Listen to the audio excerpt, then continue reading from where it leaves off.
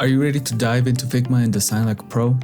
Whether you're a beginner or looking to sharpen your skills, today we're covering the essentials: the workspace, key tools, layers, and I'll throw in a quick exercise to get your hands on. By the end of this video, you'll be confident navigating Figma's workspace and creating a simple landing page mockup. Let's jump in. First, let's break down the Figma workspace. This is where all the magic happens. Right here at the very bottom, we have the toolbars. This is where you'll find the essentials like the selection tool, the shape tool, the pen tool, and the text tool. To the left, we have the layers panel. This is crucial because it helps you organize your elements. Every shape, text, or image you add lives here.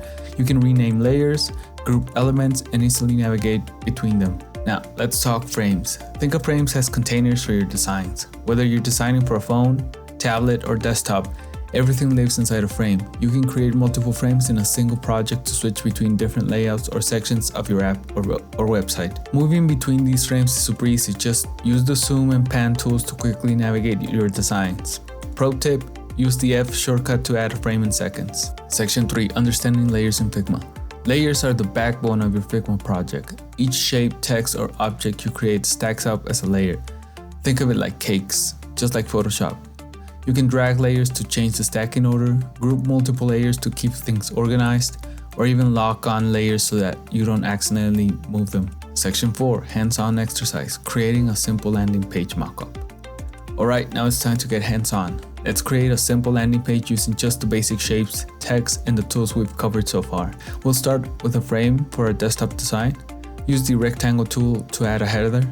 You can adjust the size by dragging the edges or using the selection tool to reposition it.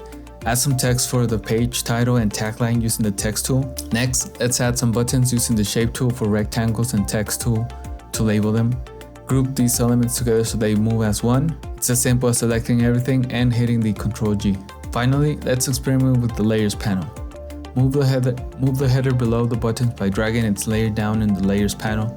If you want to keep things tidy, group the entire page content and rename the group as landing page layout. And there you have it. In just a few minutes, you've learned how to navigate Figma's workspace, use its key tools, work with layers, and create your very own landing page mockup.